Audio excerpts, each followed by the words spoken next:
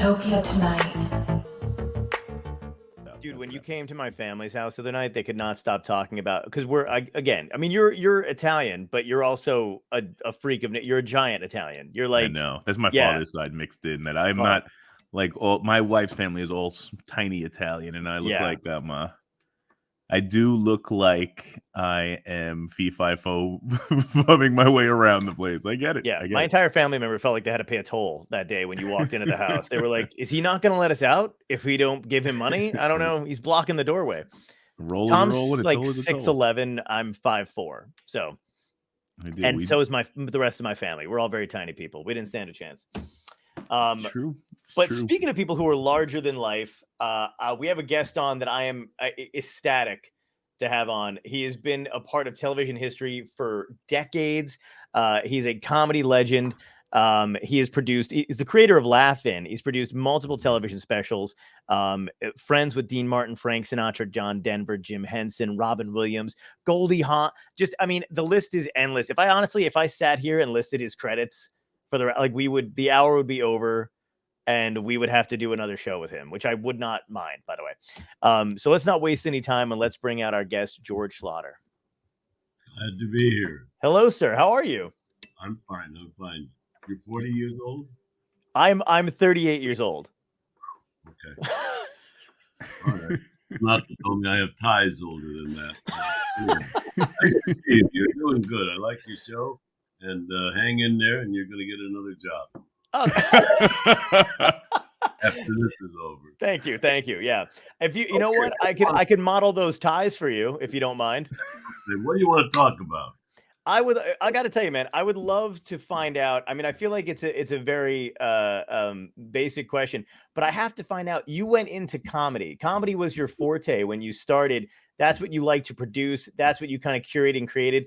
Where did the comedy element come from for you? Was it when you were little? Did you have any family members that were super funny? What was the trajectory into comedy for you? I think it was that nothing else seemed to work. And I was a singer, so that immediately put me into comedy. You know? Wow. It was just it just seemed to me that was where it went. And my mother laughed, and my whole family loved to laugh, so I got lucky. Yeah. It was. Were you trying to make your mom laugh? I feel like that's where a lot of comedians start, is if they can get the attention of their mother.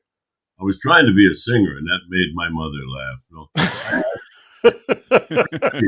mother was a concert violinist. My aunt was a concert pianist. Wow. I studied opera and all of that stuff, and then it seemed to me the logical place to go after I was singing was to go into comedy. Beautiful. Best thing you can do is comedy. You know, we need more. You know, absolutely. I mean, just political conventions. I mean, we need other comedy too. Oh, it's getting to the point where you can't even tell what's farce and what isn't farce anymore. You know, it's all farce. It's not. Have you been watching the conventions? Absolutely. Yeah. They give you an update every 10 minutes, and it's now going to be a dead race, and we're going to finish. This guy's going to lose it. This guy's going to. I mean, it's amazing. The political scene is pitiful. When you were doing Laugh-In, what was the political? I mean, obviously there's a difference in political climate between now and then, but when you were doing Laugh-In, what was the political climate like? Did you feel pressure to comment on what was going on? Laugh-In was an accident to begin with. Mm-hmm. NBC had a Monday night at 8:00. They had Gunsmoke and Lucy. Those were the top two shows, and the NBC had this 8:00 Monday night, and nobody was watching NBC at all. Right. And so it was a great place to do a comedy show because nobody was looking. So I went in with a show that had no names, no format. It was just funny, and it was cheap. Mm-hmm. So NBC said, "Oh, I'll give him a shot." So we came in with this show of all new, young character people. There were no names on the show. And when NBC saw this pilot, they said, "What the hell did you do?" I said, "Well, it's funny. They said, you laughed." And they said, "Well, you can't put that on the air." I said, "It's too." We said, "We'll be right back." And then we went to black and came back and said, "See, we told you we'd be right back." They said, they're telling the audience to go away. I said, no, I told the audience to come right back. So there were things like that we disagreed about, and those disagreements became part of the comedy. And if you remember that 1968, whatever, we were into some political mess, not like we're into now. Right. Strangely enough, this is a great era for comedy, Yes. Or did you ever see Donald Trump's golf game? Yeah. But it just seemed NBC had nothing else to put on Monday night at 8:00, and we came in there with this wild, absolutely no names, and it was just it was a lost leader. They just put it on the air to get rid of it and put something on opposite Lucy, and we came on, and when they looked at the first show, they said, "This isn't a television. This doesn't make any sense." I said, "Right." Yeah. And so just because they had nothing else, they put it on the air. And the audience looked at it like, what the hell are you doing? But by the second week, third week, the audience started to say, wait a minute, this is something new and different. And they were all just people you never heard of. Right. And it worked. It went on the air and it was funny. We had a good time. It was just a big adult playpen. Was that a goal of yours to get people that you'd never heard of before? Did you see something in each of those cast members that you thought, yes, this is actually going to work? Or were you just like, let's see what happens? Well, it was, I could sell an hour show and get paid for it. Right. And the names, you couldn't afford to buy a name. So we went out and we found all of these people. Artie Johnson was selling suits at Carroll's, and Henry Gibson was a preacher, and Joanne Worley, I don't know what the hell she was doing. And Goldie on a series, and that didn't work. And Goldie was a dancer. Right. And, I had her come up to meet me. Carolyn Raskin, who was the woman who developed most of the editing techniques that are alive today, said, "You've got to see this little girl." So I said, so Goldie came up and sat in this big red leather chair. And I said, "Well, you're terrific." She said, "But I don't do comedy. I'm a dancer." I said, "Close enough." So anyway, we gave her introductions of Dan Rowan. And she screwed up the introduction so bad. And I got to get to the director before he was saying cut. I'd never, ever cut this woman. And so we said, all right, we'll do it again. And she screwed it up the second time, even worse. And I said, never, ever, ever say cut to this woman again, and never let her rehearse. And so from then on, Goldie never got to see her cards. But there was a lot of that stuff that was lucky, And, yeah. And it was a bunch of adult children playing. And Rowan and Martin did a great nightclub act, but there was their last gig. They were going to split up because nothing was really happening. But they came in, and their confusion worked. And they went out, and we just let them talk and talk and talk. And after about 2.5 minutes of talking, we said later that same evening in another part of town, and we cut to the end of what they were talking about, and that was their monologue. It worked. It was a fun, happy playground. And we used to tape till 2, 3 o'clock in the morning, and anything that worked was left in. Do you have any of those extra tapes or anything that you guys have left over that you haven't shown the public yet? You don't understand. I aired the outtakes. That was. You think I've got a bin full of Goldie Hawn screwing up in the introductions? No, we aired everything. And we would come in to tape the show, and then say, okay, now we would go out and tape some other stuff. And, wow. And it was at a time when my own irreverence and my own, I'd done some straight variety and so forth, and my own impatience with the medium. I wanted to do something else, and I needed a place to go. And so we brought that show in, and NBC said, we can't air this. This isn't a television show. This makes no sense. I said, right. And so we aired the first one, and everybody was stunned. They didn't know what it was because it was so fast. It doesn't seem fast today, but when you go to 1968, it was really fast. And we put it on the air. And by the third week, everybody was talking about it. At that point, you were opposite Lucy Ball and Gunsmoke, the number 1 and number 2 show in all of television. Right. And nobody was getting any rating at all opposite them. And so every week we had Artie Johnson, the little German, say, "Good night, Lucy. We missed your show tonight." Right? We were opposite her. They said, why are you directing attention to the Lucille Ball show? I said, the world is watching the Lucille Ball show. It's no surprise. And so by the third week, people were starting to watch us. We stayed on for a long, long time. Yeah, and you basically paved the way for other variety shows of that kind of genre and ilk. Do you like any of the stuff that's going on today? Do you watch it? Do you try to keep up with it? Not really. We've kind of lost. I mean, now the variety shows the late night shows are dirty, and the subject matter, and you don't need that. You don't need to say all that. You just need to have a good time. See, we need Robin Williams. Mm-hmm. We need accident. That's what we need. I was on the streets, San Francisco. I was up there doing a show, and there was this young man wearing overalls, and he was barefoot. He had on a straw hat and had a fishbowl, and he was out there, and he said, "I'm fishing for assholes."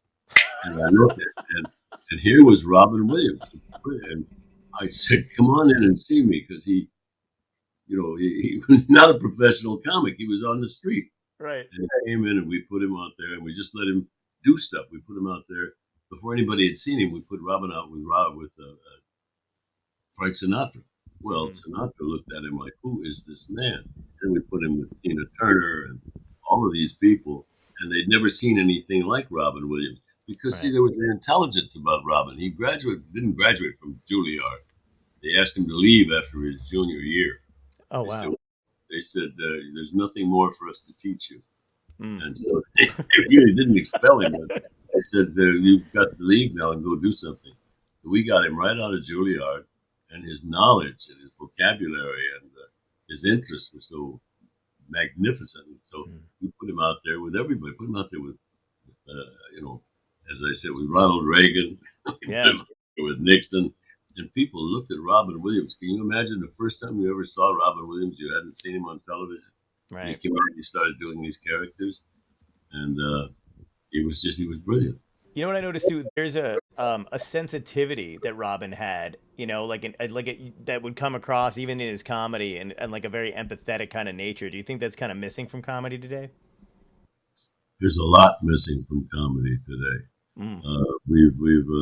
We know the language, the new freedoms of what you can say on television. You don't need to use the F word. You can find other alternatives. But I look at it today, and I'm not really thrilled with it. I'm getting ready to try one more shot. And David Steinberg, who is Robin Williams' manager, yep, I had a meeting with him the other day. I said, "David, come on, let's do another thing."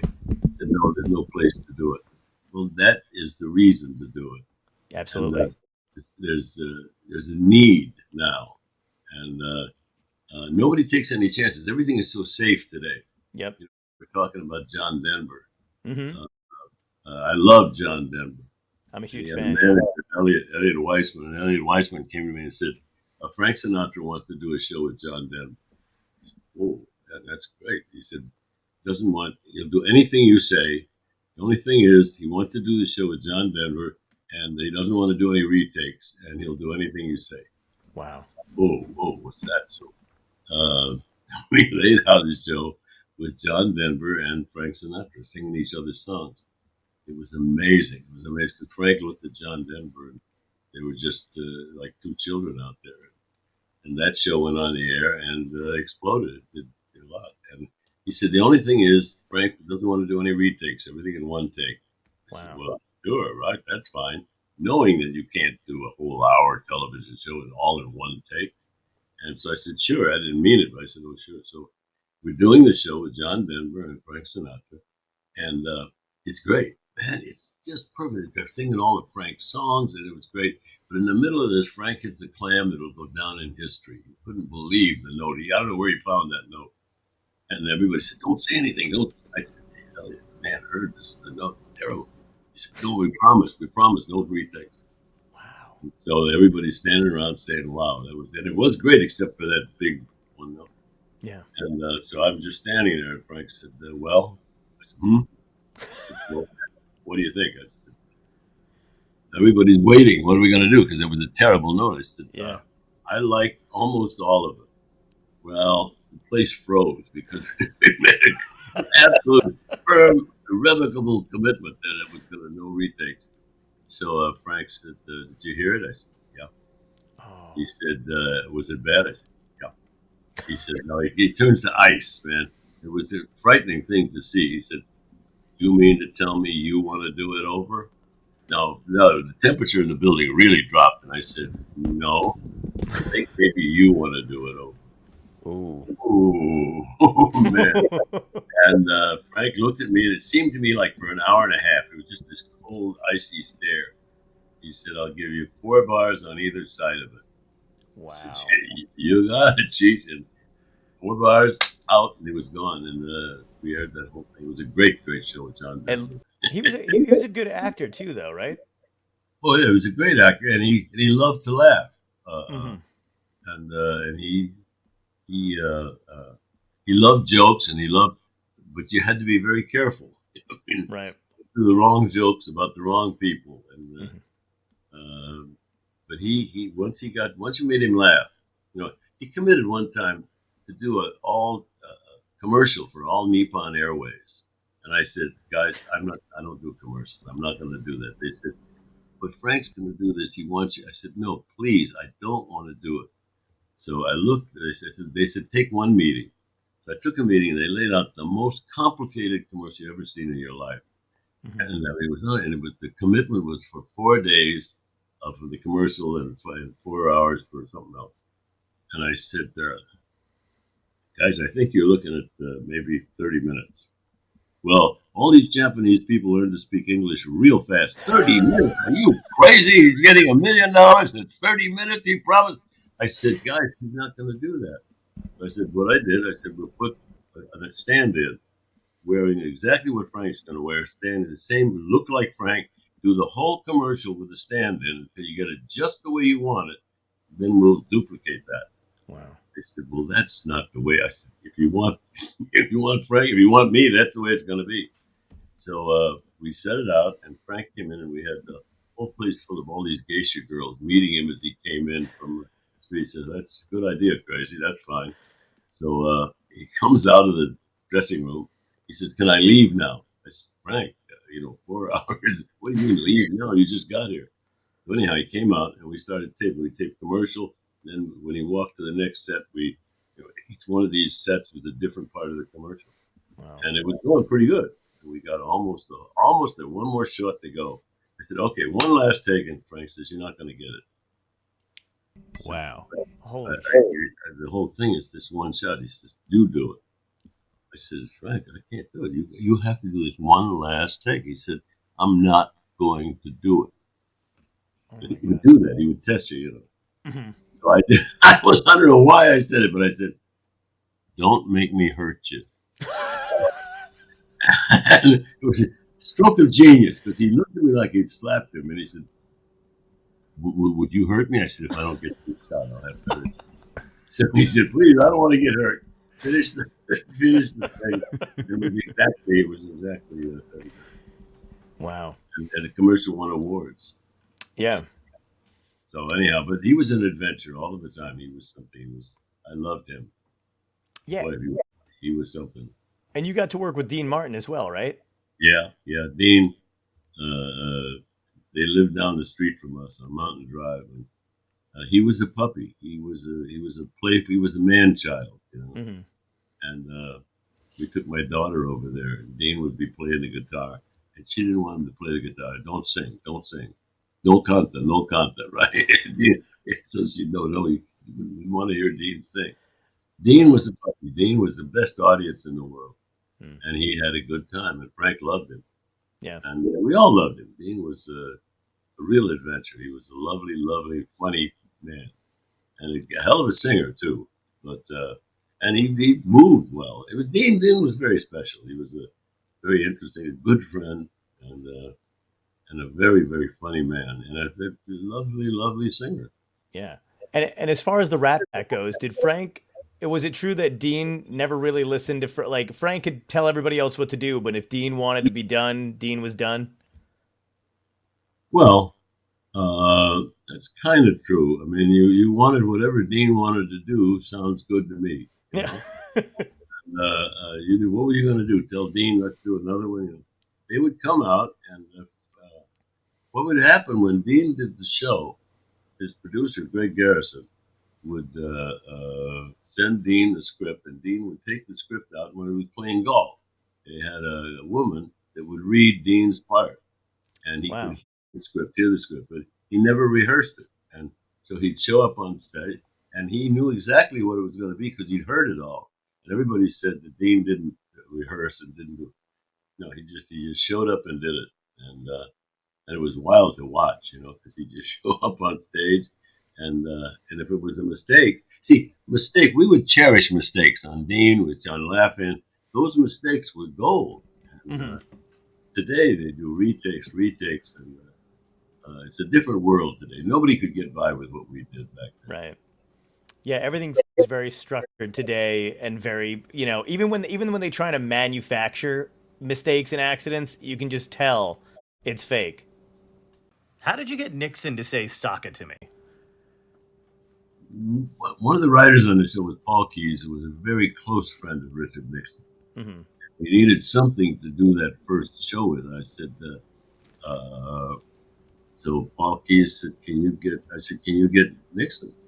He said, yeah. I said, we'll get him for me too. I was not a big Nixon fan, by the way, but so we got Nixon to come. The advisors of Richard Nixon were at one end of the studio saying he can't do this. We were at the other end of the studio. We'd already taped it. We said, just say "sock it to me." Yes, sock it to me. No, Mr. Nixon. You gotta smile. Sock it to me. Yes. Comedy's new for me.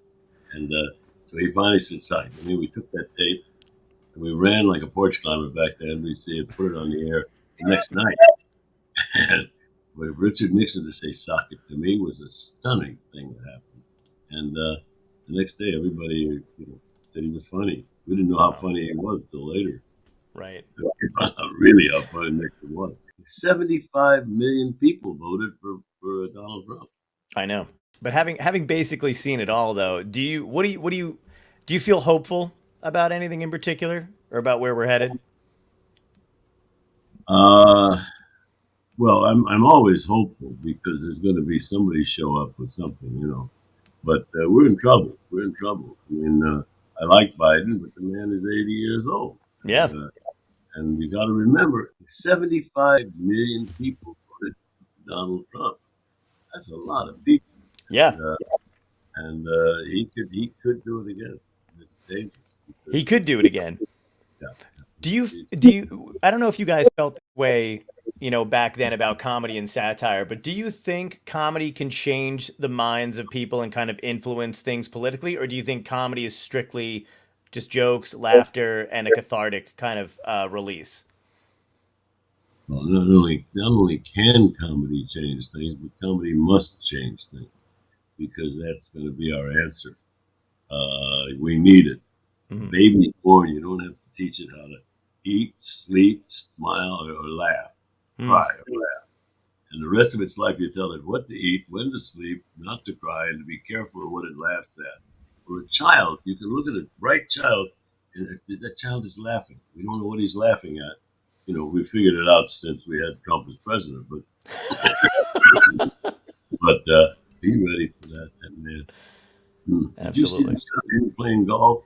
Oh my God, yeah. He had diarrhea. Oh, please. If I was running a Democratic Party, I would run that shot all day. He went out to play golf, and had a problem. But anyhow, it's going to work itself out if we work it out. But I think so. Yeah. The comics are the ones that can make you laugh, and when you're laughing, you don't throw a punch or shoot a gun. I completely agree, man. I want to talk to you about some of the other variety shows and the specials that you have done, because you got to work with people like Judy Garland, Dinah Shore, Steve Lawrence, Lucille Ball, and Lucille Ball and the Elephant is another classic. What was the most? Was there anything that you thought at the time when you were working with any one of those people that like, oh, this is going to be really hard to do, or was it just always excitement all the way through? Well, it wasn't hard to do. We made it hard to do. I mean, Judy Garland was an adventure. Mm-hmm. And, I wanted to sign to do the show before I met her. I said, I don't know how to audition for this woman. So I've been assigned to do the show, and they had a meeting that night in the building, and I was there. They said, "Come on downstairs." And I walked in, there was Judy Garland. Wow. And I mean, she was tiny, but the image was awesome. And I don't know why. I said, I don't care what you may have heard about me. There's no truth to the rumor that I'm difficult. And she said, "You're difficult?" I said, "See, even you've heard it." And I don't know why, but it broke the ice. And we went on from there, and we did. It was great. She came out, and they promised that she would come to New York and appear in front of all of the CBS affiliates. Wow. And so she said, "I don't know what to say. I can't go out there. I'm terrified." She said, so we wrote her a song. 1,100 CBS affiliates were sitting there, and here came Judy Garland. And the song we gave her to sing is, "Call me irresponsible, call me unreliable, call me undependable too. I won't take a powder I can't afford to." Well, 1,100 affiliates absolutely collapsed. And from there on, we were home. And we never got her to do retakes. She'd come in and just perform. So wow. Judy Garland was an adventure. But then so was Cher, Yeah. A lot of fun with Cher. When you're working with all these personalities, are you trying to figure out what not to do, or are you just in like producer director mode and you're like, look, we got to get the best performance out of these people as possible. I don't care about ego. Yes to all of the above. Danger is a very exciting emotion. And Judy was dangerous. Frank was dangerous. But they were for that danger, that adventure was part of the magic. And, right. Dean was a puppy, but Frank was dangerous. And Sammy Davis. We had a lot of fun with Sammy. So it's a different world now today. Everybody's got their own thing, and they show up and they just do the show. And it's not the adventure we had. I'm not too sure that they'd let you do it again. But they didn't let us do it. They didn't let us do it then. Right. We just showed up and did it. And they said, "What the hell is this? Well, you didn't get the memo?" No. Yeah. We would just show up and with Judy Garland. We never rehearsed on stage. We just showed up and we showed up and she came in and did the show. And it was a free fall. It was an adventure. It really does feel like, especially when I watch stuff back then, it does feel like you guys had just experience wise, like just a lot of fun with what you were doing, but like it seemed like you guys didn't care, but you did. You had a real appreciation for being in show business. Whereas now I feel like when I watch people, they seem, even the award shows, they seem like they're entitled to be there. Like, of course I'm here getting an award, or of course I'm on stage or whatever. When I watch all those guys from back then, they seem like they know they're lucky, Well, we were laughing, for instance, as an example. We left the outtakes in. Laughing was an accident. And Judy Garland was an accident. And Dean and Frank and Sammy were an accident. And accident is kind of exciting, it's like a skydive. Yeah. And now today, you would go through the agent and the manager and the press agent, and they tell you what you're going to do, and they could, but they would show up. I mean, when we did a show with Dean Martin and with Goldie, and it was just delightful. They talked about who was the dumbest. And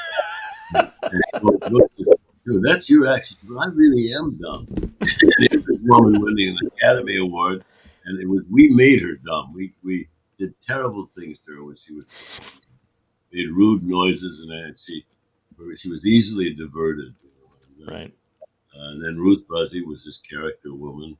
Always, her audition was playing a little piano in the Xerox room, and she just sang. And here's this woman singing all of these obscure songs. That was the deal, because none of those people got a job anywhere else because they had all been up for jobs. They were all in the talent pool, but nobody was hiring. Ruth Buzzy, who did characters, Artie Johnson, who did voices, Joanne Worley, who sang opera, sideways, and Alan Seuss, who was this outrageous, irreverent guy, and Lilly Tomlin. Oh, Lilly Tomlin had done 3 series. They all got canceled, and this was her last show. She came to see me, and she came and sat down in the room, and we sat there for 3 hours, and she did all of these wonderful characters. And she said, "Which one do you want to do?" I said, "I want to do them all." nice. And we did. And so she did the Ernestine, the phone operator. Hmm. And because of the way we taped, we could stop, change costumes, do another one, and do another character. Yeah. She made a call to William F. Buckley. William F. Buckley, she called. Mr. F. Buckley, right? And when we hit the letter F, we always kind of leaned on that, look that up in your Funkin' Wagnall, And so Lily came in. Lily came in and they called William F. Buckley, right? Mm-hmm. And we that night when she left the studio, we knew she was a star. Wow. And the same with Goldie. Goldie was just amazing performer, and as was Joanne Worley and Sarah. Sarah came in, right? Here comes Sarah Purcell. She'd been a weather girl in San Diego, and then she worked with Regis Philbin. Mm-hmm. That's the job of the morticians, because Regis is not the most exciting. And Sarah came in, and there was no audition. Just today, I don't think any producer has that kind of freedom. I got by with murder, walked out, and they didn't really take me seriously. They didn't think I meant it. Right. And we did. We did. We came in with Ed McMahon. All the people that we brought in were not the normal variety show people. And that was our last. And as a result, you were fascinated to see what the hell are they going to do with this. Yeah. And we got lucky. There's a lot of luck involved. I wish they took those kind of chances today, because it's always anybody that comes out on television. About you, what's a chance? That's true. Yeah. There you go. That's true. Yeah, you're right. You did. Thank you. You had to be a gambler in your little shirt there with all the buttons.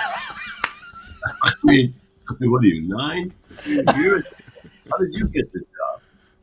I wanted in a bingo game, sir. How did you get this job to sit there and talk to idiot people about idiotic things? How did you get this job? He's not. I don't know what I picked him. Out of a lotto, and that's it. I opened up a fortune cookie, and here I am. God, I wish this was vodka. Tell me a little bit about working with Nat King Cole, because he's another one of those guys that I loved, and I anytime he did anything, I was always enamored with it. Nat Cole was working in a little club on the Tiffany Room down south side of Los Angeles. Mm-hmm. And I was working at Ciro's, booking the acts in Ciro's and so forth. And I went to the owner. I said, "This guy works down there, and in graduation, I want to put him into Ciro's." And they said, "Well, why? He's not known, right?" Because at that point, black artists didn't work on the Sunset Strip. Right.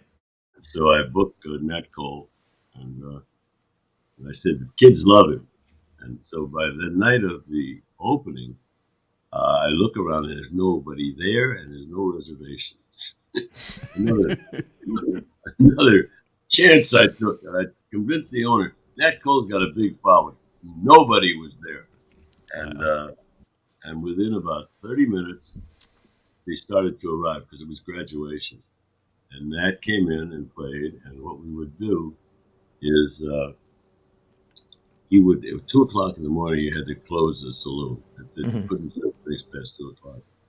And but I had enough on the bartender to send him to jail and whatever. We would have all hors d'oeuvres and champagne. And at 2 o'clock in the morning, we would lock the doors, and Nat Cole would sit down and just play. And it was just a delight.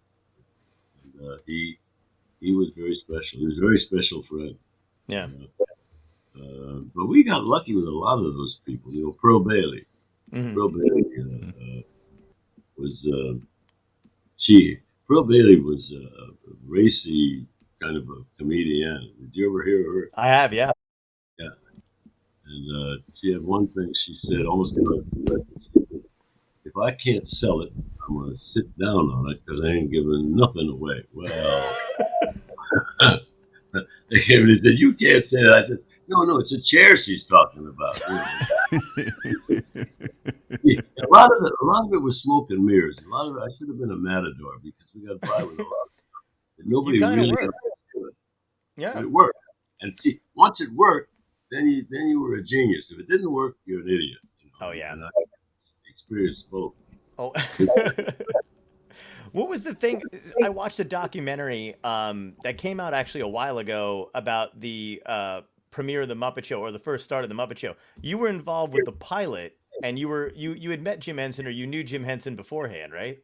Yeah, I knew Jim, and I did the pilot. I mean, you did do the pilot. Did the pilot for the Muppet Show, and Lou Grade in England was a major power, and he wanted to do the show, so they took the pilot, and that's the show. And Jim Henson was a good guy, and it was a hell of a pilot, and I wish I had the money they made on that show, but it's just I didn't really want to make a big deal out of it because I love Jim Henson. The idea of doing a variety show with puppets, was pretty far from a real possibility. So I didn't think I'd let go of that much. But I had a good time with Jim Henson. I had a good time with Lou Grade. You know, it cost me a lot of money, but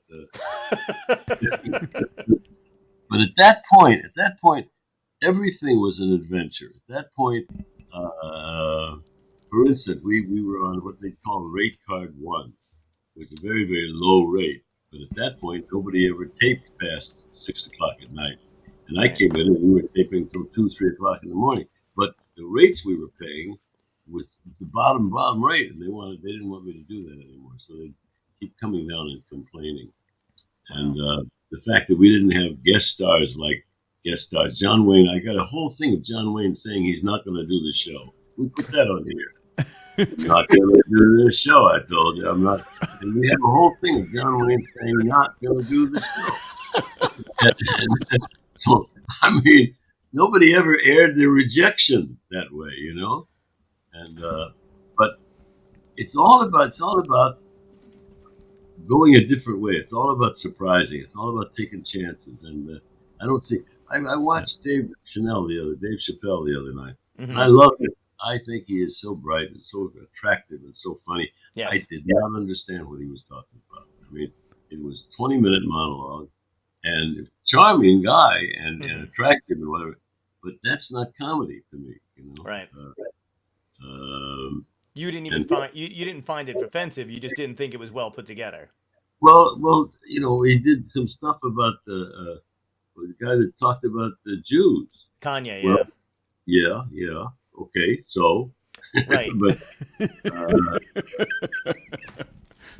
sure. Well, who else are you going to talk about, right? But if you didn't have Jews, you wouldn't have any show business. Exactly. That's the craziest thing about that to me is if you just know the history, right? You understand that the reason why all the Jews went into show business in the first place is because they blocked them out. They couldn't get jobs anywhere else. It was all racism. They could not get hired in any other field doing anything else. And the Jews went and built show business from the ground up. So, of course, what do you expect? Yeah. Even my mannerisms right now, very Jewish, even though I'm Italian. What do you do? This. You think you're Catholic? No. Whoa, hey. That's great. The Jews had the moves, you know? Yeah. Between Jews and black people, we wouldn't have any show business without them. Exactly. You know? Yeah. I know. I know. Look at me. I'm doing it now. I like it. The amount of people, it's so funny just because of the way I speak. I honestly think I was probably raised by comedians because I watched comedy since when I was a kid, and literally every time I get off stage, people just assume I'm Jewish, which I have no problem with, but it's hilarious. Like, what'd you say? That's all right. Thank you. As long as I'm an honorary, Jewish, that's fine by me. I'll take it. You did grow up in Borough Park. They assume you're Jewish. Ask for more money.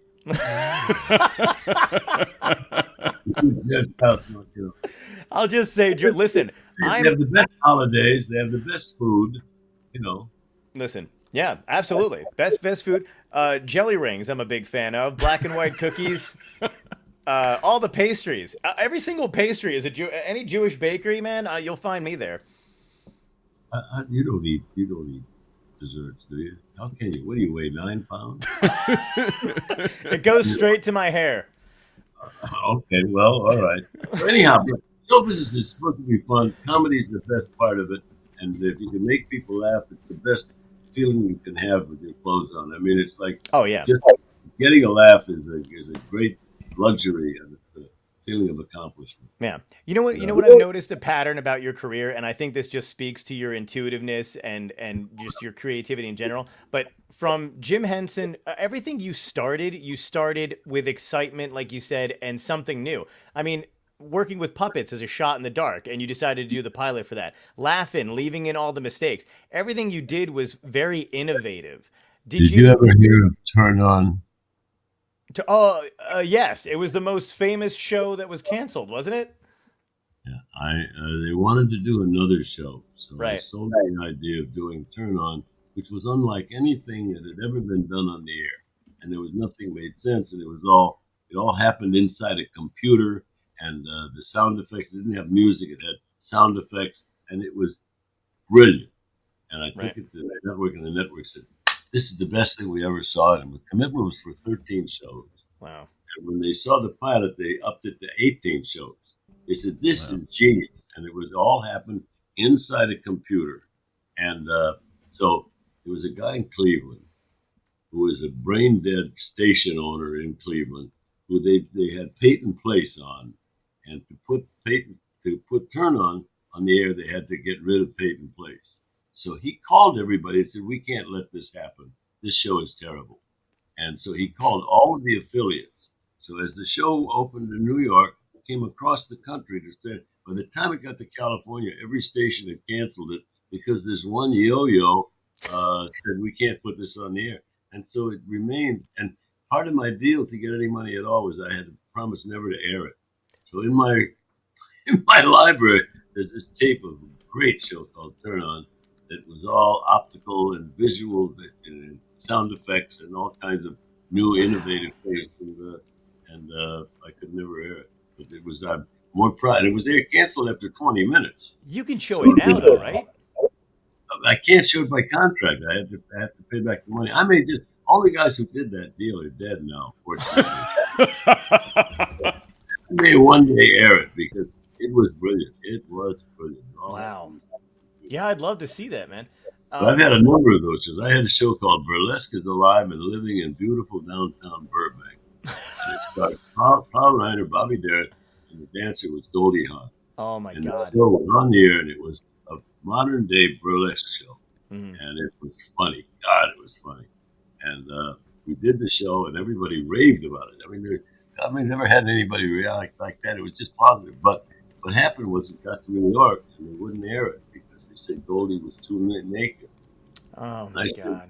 Goldie not wearing a lot of clothes could not have been a surprise. It was a studio full of idiots that were just applauding and cheering and wanted to take her to lunch. What the hell happened between California and New York? But they never aired the show. So one of my hopes is one day I'm going to air this burlesque show starring Goldie Hawn. Oh my God, goodness. she was not wearing a lot of clothes, I'll tell you that.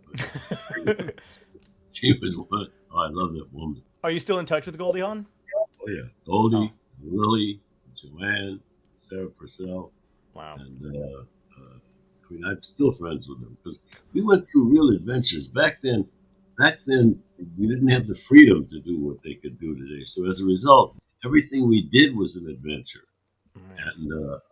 And we gave Goldie introductions, and it was just so bad that it was hysterical. So we never let her rehearse. and they came to me one day. They said the little blonde girl hasn't gotten anything right yet. I said, "Well, you've got me there." And I said, "Well, I probably ought to get rid of her." "No, don't get rid of her. But she's cute, but she's never gotten anything right." I said, "Well, I have to talk with her." And Yeah. I did. I said, "Just fine, Goldie." This And, may be hard to choose from, but who would you say the funniest person you've ever worked with was? probably Trump. purposely funny? Well, then it would have been Nixon. Funny accident plays a lot in humor, you know. I mean, Yeah. can you seriously imagine that Donald Trump was president of the United States and people actually voted for him? Yeah. What do you do about that? And unless we're careful, I mean, he's got 75 million people voted for that guy. I know. So we have to do anything. If anybody's watching your show, right? And I do hope they are, because I got an idea that you're going to need a job. But I'm waiting for you to give me a show. Just pluck me out of obscurity like Goldie and the rest of them. I'll do whatever you want. I'll wear skimpy clothing. I look good in a dress. If you look like Goldie Hawn, I'd give you a job. With Goldie, and Lilly, of course, Lilly was just a delight. Everything. Lilly would come in with an idea for a character, and we'd put her in the wake-up room and in the hallway, and she'd come out of that room with a whole person, a whole new person had been born. Mm-hmm. And what she called William Buckley, boy. Yeah. Absolutely. What did you think of comics at the time who were like Richard Pryor, George Carlin, like those guys back in the day? We all fans of mine, idols. I idolized them because they were the adventurers. They were the groundbreakers. They were the rule breakers. You know, Mm-hmm. Tommy Smothers and George Carlin. Yeah. And, you know, and we needed them. We needed them to break through. And what they did, it was so controversial back then. Today sounds like a nursery rhyme, you know. Right. But we needed those groundbreakers. We needed those adventurers. We needed the rule breakers. And Steve Martin. Steve Martin. We did a thing once with Steve Martin, thanking all of the people in his career, and he got their names wrong. Agent Howard Foots, and of course my lovely wife Betty Babbitts, and he kept thanking all of these obscure people, none of whom he'd ever met. And it was still one of the funniest things Steve Martin ever did, thanking all the wrong people. Mm-hmm. See, accidents what's funny, you know, and there's a technique to accident. If you see a guy walking down the street, that's not funny. Mm-hmm. If you see a guy peeling a banana, and now you see a guy walking down the street, you're on the way to a joke. Yeah. And pratfalls. Yeah. We threw water on people. I don't know why we threw water on people, but somehow it was funny. And funny. It's the best feeling you can. Well, it's the second best feeling you can have. But just the feeling of laughter, the freedom, the physical exercise of laughing, and it's an emotional connection. We haven't had any evidence so far tonight, but we add that in later. Okay, please put a laugh track underneath this later, and then say, "Well, he was funny when he was here." That's all done in post. Listen, if you want to hear something funny, Trump. I just got a little message. Trump just announced he's running for president in 2024. So, well, when they say Trump is running, and if they just leave it there, it would be all right. But Trump running for president, can you imagine in today's world? We had Richard Nixon as president. We had Ronald Reagan, who was a good guy, right? Mm-hmm. Well, and Donald Trump. Well, he wasn't just running; he was the president. Yeah. And so, what are we going to do about that? You can do something. You can alert the media, and like an air raid warning or something. I would love to. Well, hurry up. The only problem. Did Trump really just announce for sure? He really did just announce that he's going to be running in 2024. And the only problem with me announcing it to everybody is I can't get on the horse. They're very tall animals. I'm a short man.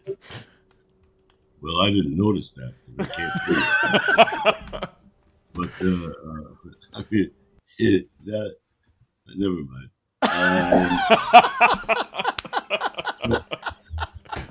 But Richard Pryor and George Carlin and Tommy Smothers and Eddie Bruce, those guys were pioneers. They broke down all kinds of barriers, and part of the charm of what we did was the same. The idea of putting William Buckley on the air. Reverend Billy Graham on Laughing. Right. Reverend Billy Graham. And everybody said, you can't put him on the air. I said, we must put him on the air. And all of that stuff. I would just like to see more adventure. I would like to see Dave Chappelle, who I love. I mean, he's a charming, delightful man. Mm-hmm. But that thing he did the other night was just, I didn't know what he's talking about, you know? Yeah. Because there's some of them out there. We need a new Richard Pryor. We need a new, and Tommy Smothers. Have you talked to Tommy Smothers lately? I haven't been able to get him on. Really? Why? I don't know. I can't. I have to try again. What'd you say? Is it your fault or his? I think his fault. I think we haven't been able to get in touch with this. I'm gonna go him. I'm gonna blame. My manager. I think is watching. I'm gonna blame him too. Tommy Smothers. Tommy Smothers changed a lot of stuff, you know. And absolutely. As was Lenny Bruce, as was George Carlin, as was those guys. Well, you created. You're a board member and supporter of the National Comedy Center in Jamestown, New York. What made you want to do that? Well, she called me and she said I didn't know what they were talking about, and she said we have this thing in New York, and she said, could you send me? Could we have some of the laugh-in comics? And I said, yeah. And I sent them to her, and she says, well, do you have more? And I said, yeah. And she said, what else do you have? I said, I have a warehouse full, because I've got an endless bunch of series and specials and so forth. A lot of them involving comics, not all of them, comics. There was a lot of music in there, but and so then it just kind of grew and grew and grew. And I love the idea of honoring comedians, because if there's a way out of this mess, it will be the comics will lead us out. You're not gonna have a straight guy lead us out, and it will be a comic. And I hope it's not. Trump, but we have to laugh, and it's the second best feeling you can have. And was it the thing I love about the Comedy Center is that it honors comedians that other people have also never even heard of? Was that something that was important to you? I sent them a whole warehouse full of comedians that nobody ever heard of, because that's part of the joy. It's part of the adventure, having somebody come on that nobody ever heard of. Right. Yeah. We see television. Television is an arena where we can put all of those on and treat them importantly. We don't need a laugh track. We don't need that. We just put them out there, and they're naturally funny. Mm-hmm. And, I'd like to see more women comedy. Yeah. But it'll happen. Strangely enough, the worse things get, the more important comedy becomes. And we're heading for a big one with this convention they have. Absolutely. Anytime the politicians or the lawmakers start to go after comedians, that's when it's getting bad. They're afraid. See, the comedians are a big threat because they're dangerous. Right. They can say things, and so maybe it's going to be up to you. I'll do it. Funny tonight, but it would be funny. But I know when we hang up, you're going to be hysterical. How long have you been doing this? I've been doing stand-up comedy. It'll be 17 years this month on the 21st of November. And I've been doing this show for 2 years. You've been doing this for 17 years? I've been doing stand-up comedy for 17 years, yeah. Oh. Yeah. And I'm just waiting to work with you. That's all once I work with you, it's adios amigos, off into the sunset. Goodbye to me. That's happened to a lot of people. You gotta make people laugh. You have to make people laugh, because that may be our answer. I agree. Because it's getting worse. 75 million people voted. I know. And now he just announced again tonight. Well, did you hear that? He just announced again tonight. 75 million people voted for him, but I mean, what's the readership of the Inquirer? That's in the millions, isn't it? So there you go. You have a platform. What are you going to do about it? I actually, believe it or not, if you can ask Tom, much to everybody's chagrin, I use my platform on my Instagram to espouse any kind of anti-Trump stuff. I've written for Newsweek against Trump. I have been on the news talking about it. I've gone on Sirius XM radio against like I do it a lot actually. I do it It's in not my a act. question. It's not a question of being anti-Trump. It's a question of being pro-brains. Yes, I meant also that as well. And, this was an excellent rehearsal. What we ought to do is get together and do a real show where we talk about stuff. Let's do it. I'm all for it. We should. I've enjoyed this a lot. He's kind of quiet, but I've enjoyed this a lot. I'm enjoying you. Let me know when you're going to be in town here. And then I absolutely will. Absolutely. Right. I have three questions that I ask every guest before we end the show. I want to ask you them. Okay, first question is, if you could go back in time and talk to your younger self, what piece of advice would you give yourself that would help you today? Whoa, boy. I would breed Goldie Hawn. I hope that Goldie Hawn and Lilly Tomlin have a litter. How lucky can you have? How lucky can you get to have Goldie Hawn, and Sarah Purcell, and Lilly Tomlin, and Artie Johnson, and Joanne Worley, all in one career? It just happened. I mean, that's yeah. And Cher, I had great fun with Cher. Oh, nice. She's but I mean, I've been very, very lucky in the people that have just kind of fallen into my trap.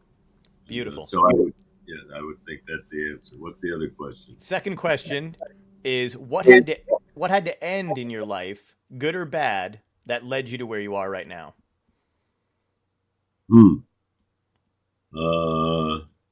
I guess I might list vodka. Good and bad. No, I didn't have a drinking problem. I had a swallowing problem. That led me to where I am today. What led me where I am today is my wife, Jolene. Nice.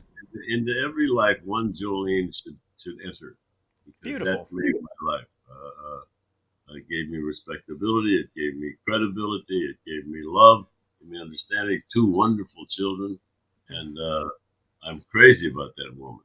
And if I wasn't married to her, I'd propose. I mean, she was part of the Ernie Kovacs family. Wow. And she was the girl and she was the she was the girl in the tub. She was she was Zorro's leading lady. She was but her stuff with Ernie Kovacs. You put in your show.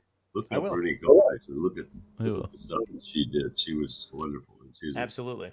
Fortunately, she's not only gorgeous, but she's very patient, and that has helped our survival of a 65-year marriage. Wow. Very nice.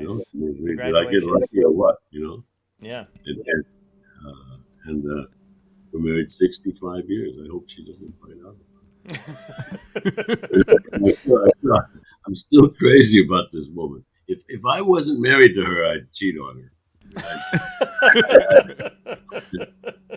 She's a delightful, gorgeous, funny, really more talented than I ever was. And her relationship with Ernie Kovacs loomed large in our memory book. I mean, he just loved Jolene. He just loved Jolene.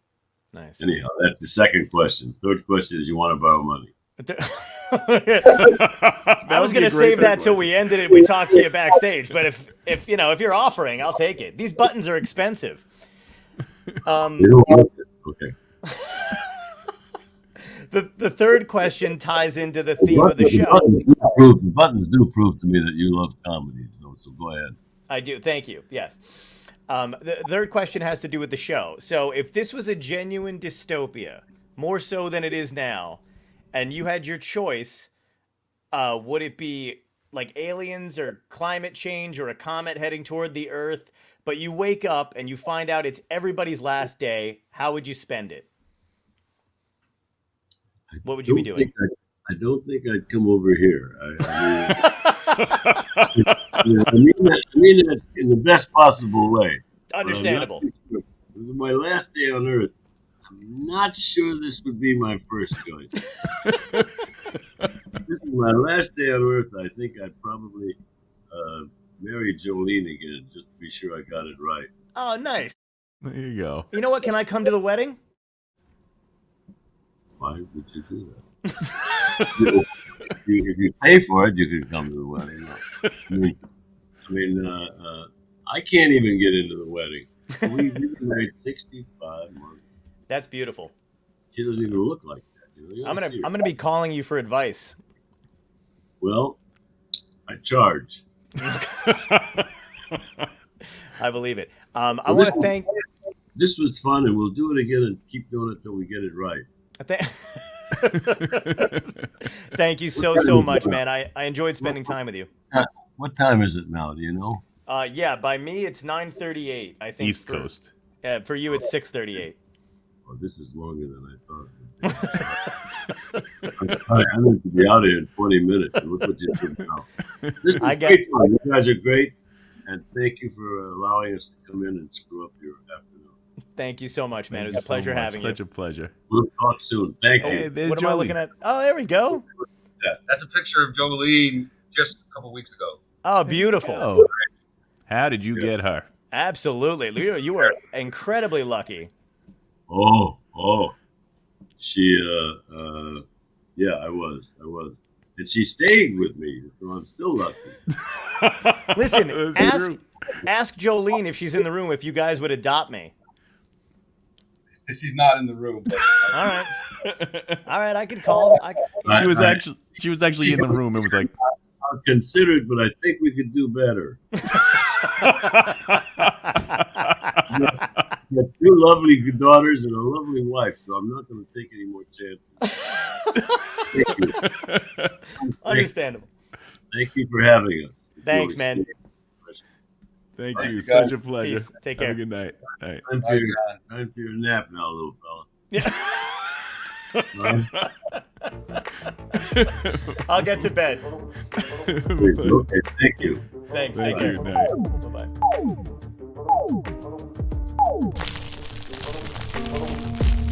Dystopia Tonight.